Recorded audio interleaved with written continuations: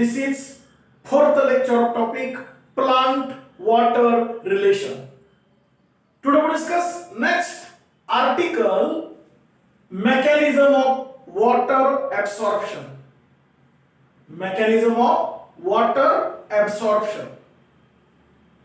Actually, there are two main modes of absorption of water. प्रामुख्यानं दोन प्रमुख प्रकार या ठिकाणी वॉटर ऍब्सॉर्प्शनचे असलेले आपल्याला दिसून येतील. These are nothing but passive absorption and active absorption. Passive आणि active हे प्रामुख्याने दोन प्रकार या ठिकाणी मेकॅनिझम ऑफ वॉटर ऍब्सॉर्प्शनचे असलेले दिसून येतील. We see one by one, एक एक समजून घेऊया. First about passive absorption. Passive absorption. याचे मुद्दाम 5-6 पॉइंट्स ब्लॅकबोर्ड वरती लिहिलेले आहेत, जेणेकरून तुम्हाला जर write a short note on असा जर 2 मार्कासाठी प्रश्न पडला तर नेमके कोणते पॉइंट्स उत्तर पत्रिकेत असणं गरजेचं आहे, नोट्स म्हणून त्याचा तुम्हाला उपयोग व्हावा म्हणून या ठिकाणी हे पॉइंट्स काढलेले आहेत. With the help of these points, we explain very briefly or shortly what is meant by passive absorption. Passive absorption म्हणजे नेमकं काय हे थोडक्यात सारांशरूपी या मुद्द्यांच्या सहाय्याने आपण समजून घेऊया. So listen carefully about passive absorption. Actually, it is the main way of absorption of water through roots from soil in plants. खरं तर हा प्रमुख प्रकार आहे वॉटर ऍब्सॉर्प्शनचा. आपण पाठीमागच्या 2-3 लेक्चर मध्ये पाहिलेला आहे. रूटला रूट हेअर्स असतात आणि त्या रूट हेअर्स मार्फत जमिनीतलं जे पाणी आहे ते पाणी शोषून घेतलं जातं. त्यातला हा पॅसिव्ह ऍब्सॉर्प्शन हा मुख्य प्रकार असलेला आपल्याला दिसून येईल. The driving force is transpiration pull and it thus proceeds through DPD gradient. कालच्या लेक्चरला आपण जाता जाता एक छोटस आर्टिकल पाहिलं. Path of water through root. पाण्याचं कसं वहन होतं, मुळामधून पाणी कसं झायलम पर्यंत जातं किंवा पूर्ण वनस्पतीला मिळतं, तो जो पाथ आहे तो कालच्या लेक्चरला पाहिला. जेव्हा वनस्पतीच्या मुळावरती जे हेअर्स असतात ते जमिनीतलं पाणी जेव्हा शोषून घेतात तेव्हा कोणती प्रक्रिया होती तर या ठिकाणी ऑस्मॉसिस हे फार महत्वाचं आहे. हे घडत असताना low concentration to high concentration म्हणजे low DPT to high DPT. कारण त्या ठिकाणी युनिव्हर्सल सेल्स बिकम टर्जिड. जेव्हा जमिनीतलं पाणी झाडाच्या मुळाच्या पेशीमध्ये जातं तेव्हा पेशी एकदम टर्जिड बनतात. त्या ठिकाणचा डीपीडी कमी असतो. त्याच्या शेजारच्या ज्या पेशी असतात त्याच्यामध्ये पाणी कमी असल्यामुळं डीपीडी हाय असतो. Low DPD to high DPD. पुन्हा पुढच्या पेशीमध्ये पाणी कमी असतं आणि अलीकडच्या पेशीमध्ये जास्त असतं. साहजिकच त्याचा डीपीडी कमी असेल, पुढच्या पेशीचा जास्त असेल. Low DPD to high DPD या पद्धतीनं पाणी पुढं पुढं पुढं पुढं पुढं पास होत असतं. हे कालच्या लेक्चरला आपण समजून घेतलेलं आहे. तेच इथं आपण पाहतोय. The driving force is transpiration pull and it thus proceeds through DPD gradient. there is no expenditure of energy, hence called as a passive absorption. या प्रकारामध्ये किंवा हा प्रकार होत असताना वॉटर ऍब्सॉर्प्शन तर होतच, पण इथं कोणत्याही प्रकारची एनर्जी खर्च केली जात नाही, एनर्जीचा उपयोग होत नाही. एनर्जी न वापरता इतकं चांगल्या पद्धतीनं पाण्याचं वहन होतं, ट्रान्सपोर्टेशन होतं आणि पूर्ण वनस्पतीला पाणी मिळतं. एनर्जीचा उपयोग होत नाही तरी सुद्धा वनस्पतीला पाणी मिळतं. हे जे पाण्याचं वहन आहे या प्रकारचं, याला आपण पॅसिव्ह ऍब्सॉर्प्शन असं म्हणतो. About 98% of water is absorbed in plants, occurs passively. म्हणजे पॅसिव्ह ऍब्सॉर्प्शन किती महत्वाचा प्रकार आहे पहा. वनस्पती जेवढं पाणी शोषून घेते त्याच्या 98% पाणी हे याच प्रकाराद्वारे पाणी शोषून घेतलं जातं, passive absorption. 98% water is absorbed by passive absorption. It takes place during daytime when transpiration is in progress. जेव्हा ट्रान्सपिरेशन घडतं, म्हणजे वनस्पतीची जी बॉडी असेल त्यामध्ये लिव्ह्ज वगैरे असतील, त्याच्यातून जे पाणी इव्हॅपोरेट होतं ज्याला आपण ट्रान्सपिरेशन म्हणतो, आणि ही दिवसा प्रक्रिया घडत असते. कारण दिवसा सूर्यप्रकाशाची किरण किंवा बऱ्यापैकी हीट असते आणि साहजिकच त्यावेळेस वनस्पतीच्या बॉडीतलं पाणी जरा थोडंफार इव्हॅपोरेट होतं, ज्याला आपण वाष्पोत्सर्जन असं म्हणतो.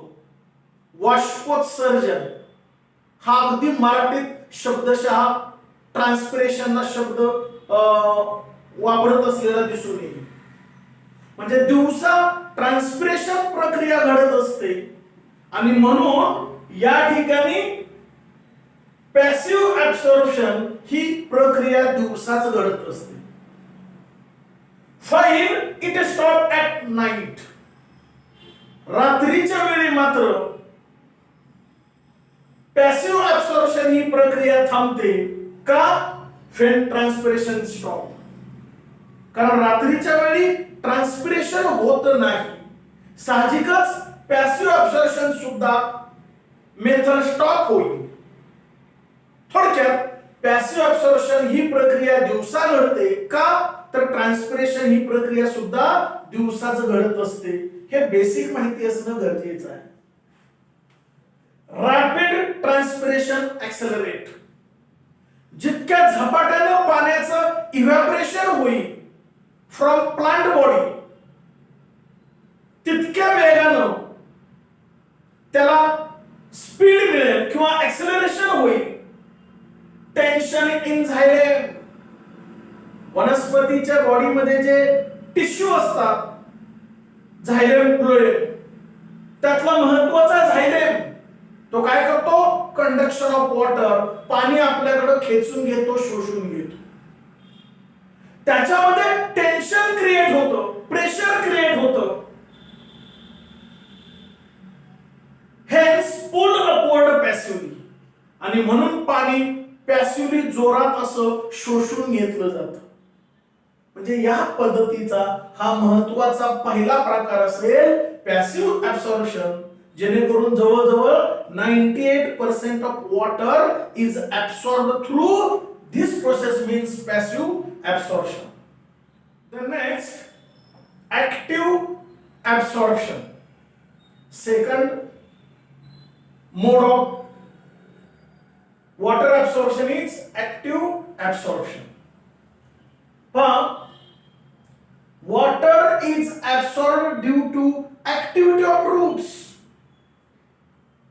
Roots जाणीवपूर्वक या ठिकाणी प्रयत्न करत असतो किंवा रूटच्या ऍक्टिव्हिटी होत असतात आणि म्हणून ही प्रक्रिया घडून येत असताना आपल्याला दिसून येईल. रूट सेल, रूटचे जे हेअर्स असतात त्यातल्या ज्या पेशी असतात त्याला डबल वॉल असतो. Outer wall, inner wall. Outer wall is made up of pectin, inner wall is made up of cellulose. These two walls is actually hydrophilic in nature, absorb water molecule. या पद्धतीची activity होत असते. Root cell plays active role in absorption of water. It usually occurs at night. ही प्रक्रिया मात्र रात्रीच्या वेळी घडत असते. रात्री वनस्पतीची जी मुळाला जे रूट हेअर्स असतात त्यामधून हे पाण्याचं जे काही ऍब्सॉर्प्शन घडत असतं त्यातली ही ऍक्टिव्ह ऍब्सॉर्प्शनची जी प्रक्रिया आहे ती रात्रीच्या वेळी घडत असते. हे महत्वाचं आहे. Fan transpiration stop. रात्रीच्या वेळी ट्रान्सपिरेशन होत नाही, म्हणजे वनस्पतीच्या बॉडीतलं पाणी इव्हॅपोरेट होत नाही, म्हणजे ट्रान्सपिरेशन स्टॉप असतं. त्यावेळेला ही प्रक्रिया घडत असते. का घडत असते? Due to closure of stomata. वनस्पतीच्या बॉडीला, पानांना जी काही छिद्र असतात, छोटी छोटी छिद्र असतात, लाईक अवर स्किन. आपल्या त्वचेला जशी छोटी छिद्र असतात तशी वनस्पतीच्या बॉडीला सुद्धा छिद्र असतात. आपल्या त्वचेला जी छिद्र असतात त्याला पोअर्स असं म्हटलं जातं. इथं प्लांट बॉडीवरती जी छिद्र असतात त्याला स्टोमॅटा असं म्हटलं जातं. दीज आर क्लोज, पूर्णपणे बंद होतात आणि त्यावेळेला ही प्रक्रिया घडत असते. Water absorption is against DPD gradient.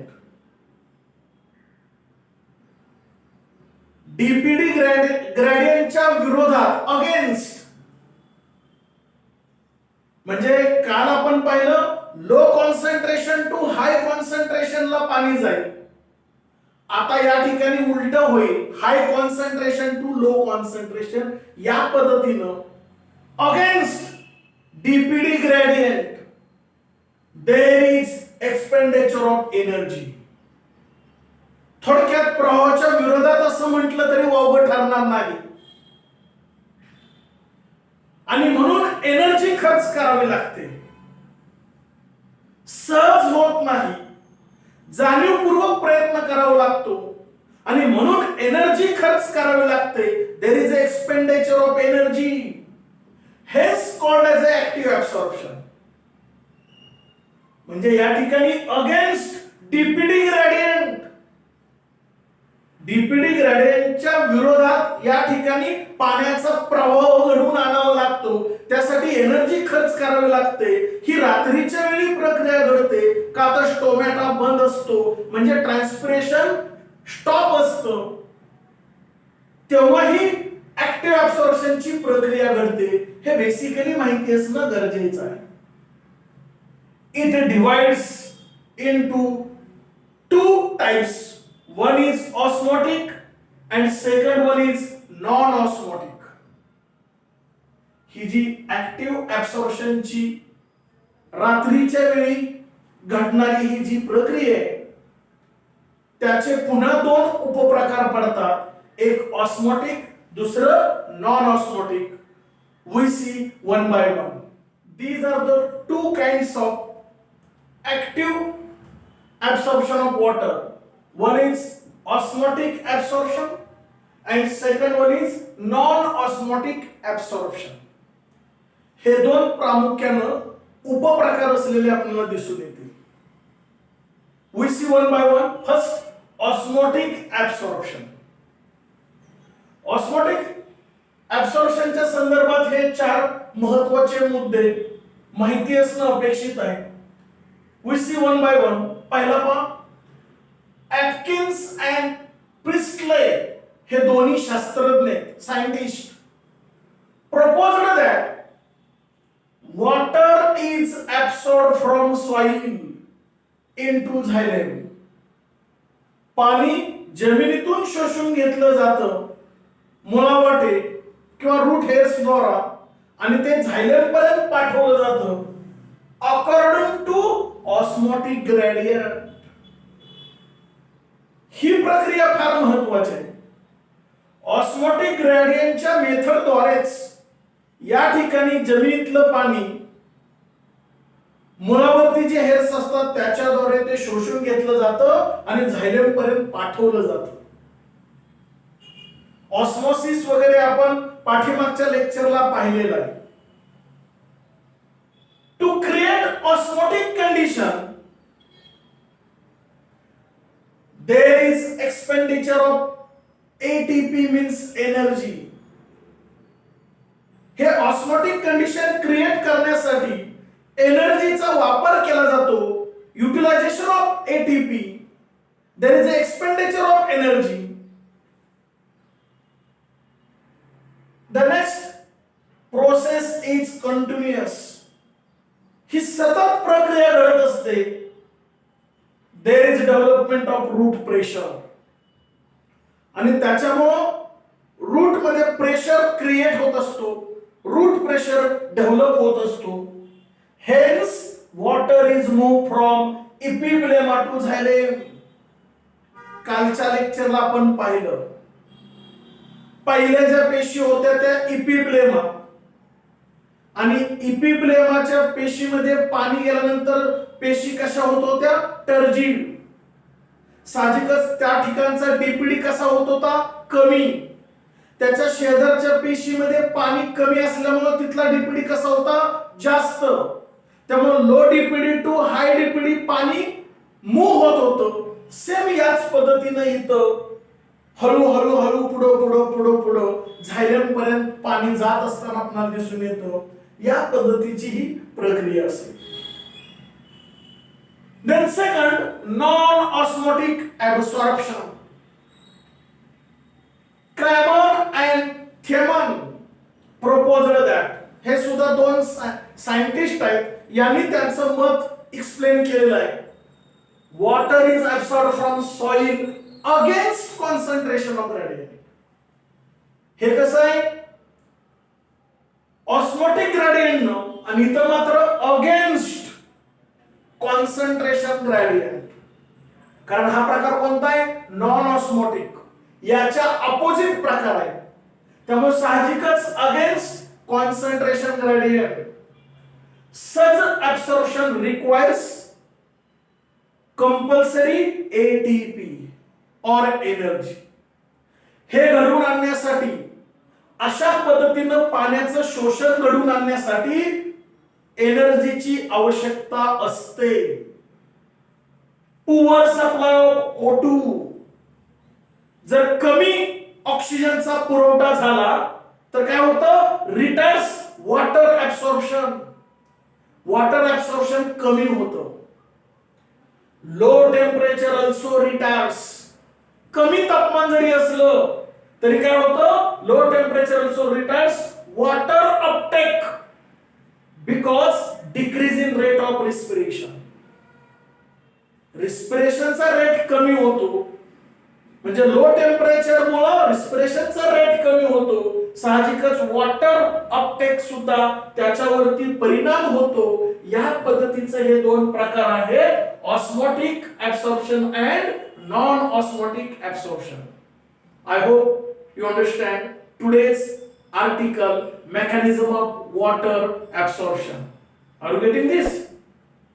Okay.